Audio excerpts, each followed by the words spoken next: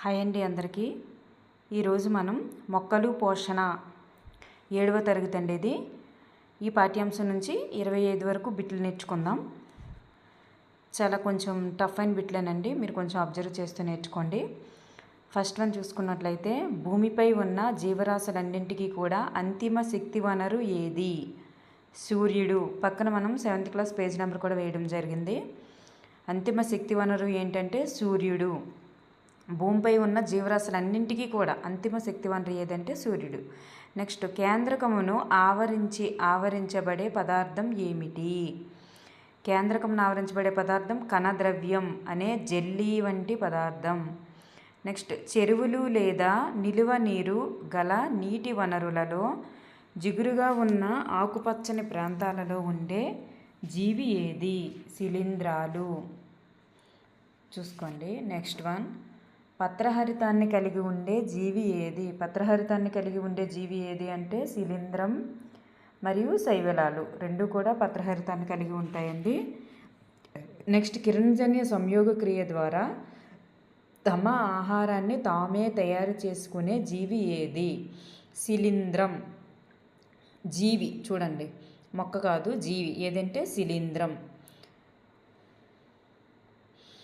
Next, పత్రహరితం లేని మొక్క ఏది? పత్రహరితం లేని మొక్క లేనిది ఏది అంటే కస్కుట లేదా బంగారు తీగ.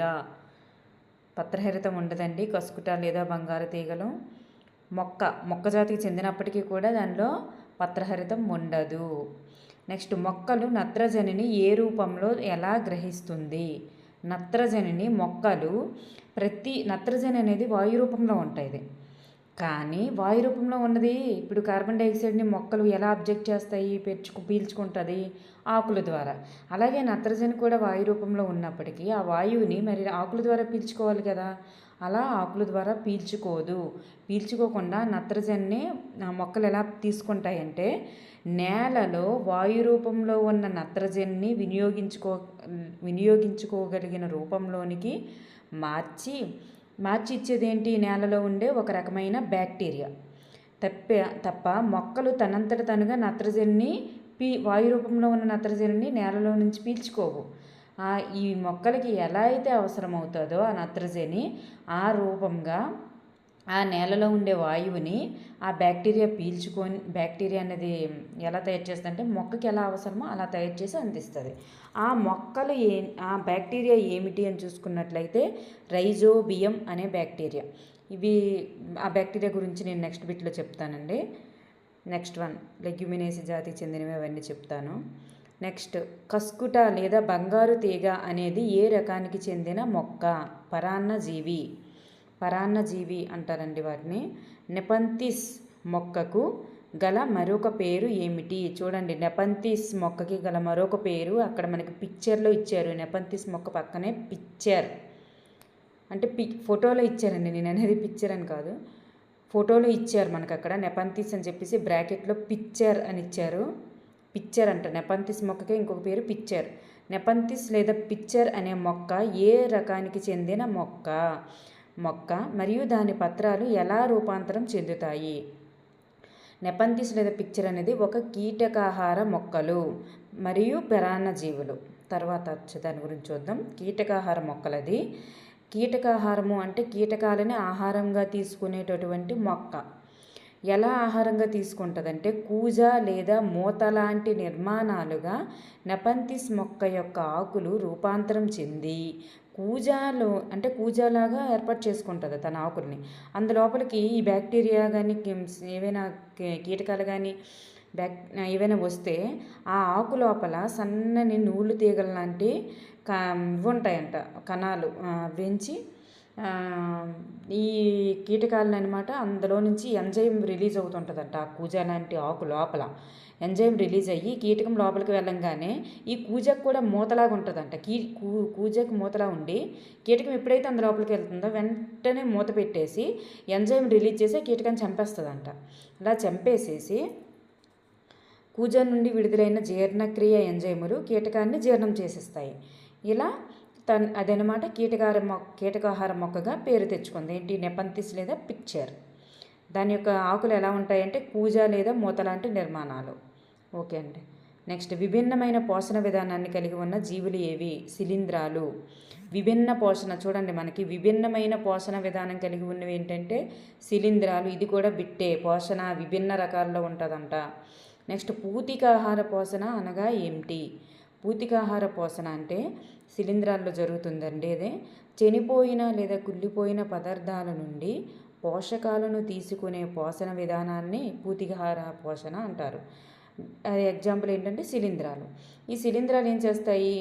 కొన్ని మనం బూజు అంటాం కదండి, అదండి. ఇది మనకి చాలా వర్షాకాలంలో చాలా వస్తువులను కూడా పాడు చేస్తుంది. మనకు తెలుసు కదా, చాలా వస్తువుల్ని పప్పు దినుసులు కానీ ఏవైనా సరే బూజు పట్టేలా చేసేయడం అలా చేస్తాయి అన్నమాట. స్నాక్స్ కానీ గట్రా ఎక్కువ రోజులు ఉంటే వర్షాకాలంలో. నెక్స్ట్ మొక్కలకు అవసరమైనటువంటి పోషకాలు ఏవి? మొక్కలకు ఎటువంటి పోషకాలు అవసరం అంటే నత్రజని, పొటాషియం, గంధకం అని టెక్స్ట్ బుక్లో మనకి ఇచ్చారు. నెక్స్ట్ వన్, గోధుమ పంటను పాడు చేసేది ఏది? తాతయ్య దగ్గర నుంచి ఒక పాప గోధుమ పంటను పాడు చేసే శిలీంధ్రం గురించి తెలుసుకున్నానని చెప్పేసి అంటదండి అక్కడ. గోధుమ పంటను పాడు చేసేది ఏదంటే శిలీంధ్రము. నెక్స్ట్ ఉపయోగకరమైన శిలీంధ్రాలు ఏవి? ఈస్టు మరియు పుట్టగొడుగులు ఉపయోగకరమైన శిలీంధ్రాలకి పేర్లు. శిలీంధ్రాలు అన్నమాట, శిలీంధ్రాలు అంటారు. అలాగే కొన్ని శిలీంధ్రాలని ఔషధ తయారీలో కూడా ఉపయోగిస్తారంట. నెక్స్ట్ పత్రహరితం కలిగి ఉన్న శిలీంధ్రం శైవలం ఏది? పత్రహరితం కలిగి ఉన్నటువంటి శైవలం ఏది? ఏది అంటే శైవలం, లైకేన్ అనేది ఒక శైవలం, గుర్తుపెట్టుకోండి. పత్రహరితం కలిగి ఉన్నటువంటి శైవలం ఏదంటే లైకేన్. పత్రహరితం కలిగి ఉన్నటువంటి శిలీంధ్రం ఏది అంటే కస్కుట. పత్రహరితం లేని మొక్క ఏదంటేనే కస్కుట. చూద్దాం ఒకసారి. పత్రహరితం లేని మొక్క ఏదంటే కస్కుట. పత్రహరితం ఉన్నటువంటి శిలీంధ్రం ఏదేనంటే లైకేన్. పత్రహరితం ఉన్న శిలీంధ్రం ఏది అంటే లైకేన్. నెక్స్ట్ లైకేన్ అనున్నది తన ఆహారం తయారీలో దేనితో కలిసి సహజీవనం చేస్తుంది? శిలీంధ్రంతో కలిసి సహజీవనం చేస్తుంది. ఒకదానికొకటి సహకరించుకొని ఎలా జీవిస్తాయంటే శిలీంధ్రం అనేది ఆవాసాన్ని, నీటిని, ఖనిజ లవణాన్ని అన్నింటినీ కూడా శైవలానికి ఇస్తుందంట. అంటే శైవలం వెళ్ళి శిలీంధ్రంకి లోపల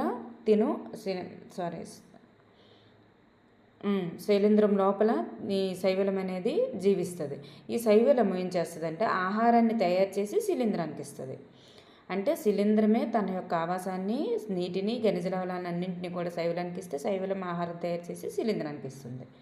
అలా ఒకదానికొకటి సహకరించుకుంటాయి అన్నమాట శిలీంధ్రం, శైవలాలు. నెక్స్ట్ స్వతంత్రంగా ఆహారాన్ని తయారు చేసుకోదు బ్యాక్టీరియా ఏది?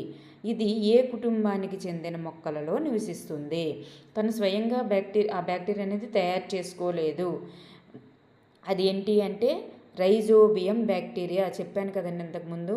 అది మొక్కల అడుగు భాగాల్లో వేర్ల బొడుపుల్లో ఉండి అవించి నత్రజనిని, వాయు రూపంలో ఉన్న నత్రజనిని అనమాట తను ఒక మొక్కలకు అవసరమైనటువంటి ఆహార పదార్థంగా తయారు చేసి మొక్కలకు అందిస్తుందని. అదే ఏంటంటే రైజోబియం బ్యాక్టీరియా. తనంతట తనుగా ఆహారాన్ని తయారు చేసుకోలేదు కాబట్టి మొక్కల వేర్ల యొక్క బొడిపెలలో ఇది నివసిస్తూ ఆ మొక్కకు అవసరమైనటువంటి నత్రజనిని తనిస్తుంది. మొక్క దగ్గర నుండి రసాన్ని ఇది పీల్చుకుంటుంది. లెగ్యూమినేసి కుటుంబానికి చెందిన కంది, బఠానీ, పెసర, చిక్కుడు వంటి మొక్కల వేర్ల బొడిపిలలో నివసిస్తుంది అన్నమాట. ఇది ఈ మొక్కకు కావలసినటువంటి నత్రజనిని అందిస్తూ మొక్క నుండి ఆహారాన్ని, ఆవాసాన్ని తీసుకుంటుంది. ఓకేనండి. స్వతంత్రంగా ఆహారం అయితే తయారు చేసుకోలేదు రైజోబియం బ్యాక్టీరియా. నెక్స్ట్ పసుపు వర్ణంలో ఉండే సన్నని నాళాల వంటి కాండం కలిగినటువంటి పరాన్న జీవ మొక్క ఏది? కస్కుట లేదా బంగారు తీగ. పాక్షిక పరాన్నజీవ మొక్క ఏది అంటే కీటకాహార మొక్క. అదే కస్కుట లేదా బంగారు తీగ.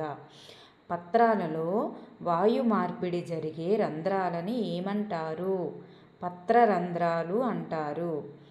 నెక్స్ట్ పొలుసులు లేదా మొల్ల వంటి ఆకులను కలిగి ఉన్న మొక్కలు ఎక్కడ ఉంటాయి? ఈ ఆకుల ఉపయోగం ఏమిటి? పొలుసులు లేదా మొల్ల వంటి ఆకులు కలిగి ఉన్నటువంటి మొక్కలు అనేవి ఎడారి మొక్కలు. ఇవి బాష్పోత్సేకం ద్వారా నీటి నష్టాన్ని నివారించడానికి అలా పొలుసులు లేదా ముళ్ళ వంటి ఆకులను ఏర్పాటు చేసుకుంటాయి. ఏ మొక్కలు? ఎడారి మొక్కలు. Thank you everyone. ఈ వీడియో కనుక మీకు నచ్చినట్లయితే లైక్ చేయండి. రేపు కూడా మొక్కలు లెసన్ నుంచి 8వ తరగతి నుంచి పాఠ్యపుస్తకం నుంచి కొన్ని తయారు చేసి ఇవ్వడం జరుగుతుంది. థ్యాంక్ యూ అండి.